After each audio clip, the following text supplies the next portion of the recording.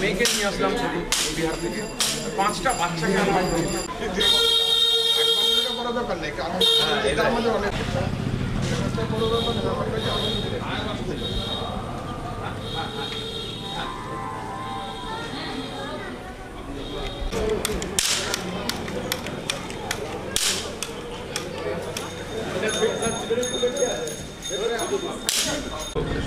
পুজো এলো ঢ্যাঙ্কুরকুর বাদ্যি বাজায় ঢাকি, কিন্তু এখানে ঢাকি জেলা পুলিশের সর্বময় কর্তা জেলা পুলিশ সুপার।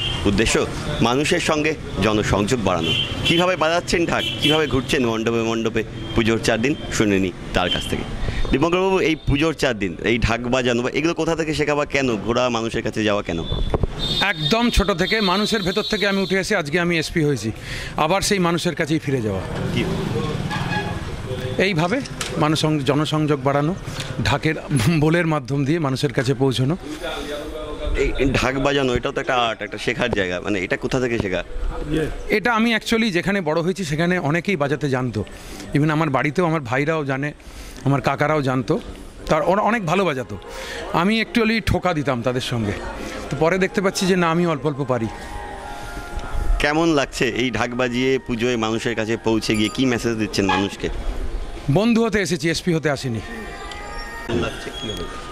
শাসনের পক্ষ থেকে এরকম একটা সুপারিনটেন্ডেন্ট অফ পুলিশ আমাদের ক্লাবে এসে উনি সবার সঙ্গে মিশে ঢাক বাজাচ্ছেন, এটা আমাদের দারুণ গর্বিত।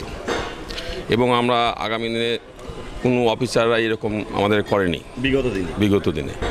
পুলিশের সম্পর্কেটা মানুষের ধারণা দূরে থাকা পুলিশের থেকে, সেই ধারণাটা কি ভাঙছে? মানে মানুষ পুলিশের কাছে পৌঁছে, পুলিশ মানুষের কাছে পৌঁছাচ্ছে। উনি এখন যে এটা করেছে তাতে আমাদের ভীষণভাবে আমাদের মনে হচ্ছে আমাদের সঙ্গে মিশে গেছে, সাধারণ পাবলিকের সাথে, সাধারণ লোকের সাথে একদম মিশে গেছে।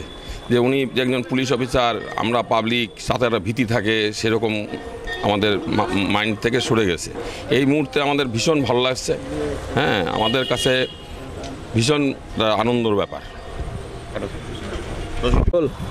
মহাসপ্তমীর দিন রায়গঞ্জের প্যান্ডেলে প্যান্ডেলে মানুষের কাছে জেলা পুলিশ সুপার বলছেন আমি বন্ধু হতে চাই। মুখ্যমন্ত্রীর ঢঙ্গে বলছেন মোর নাম এই বলে খ্যাত হোক, আমি তোমাদেরই লোক। ক্যামেরায় দেবাশিসের সঙ্গে আমি প্রসেনজিৎ, ইটিভি নিউজ, রায়গঞ্জ।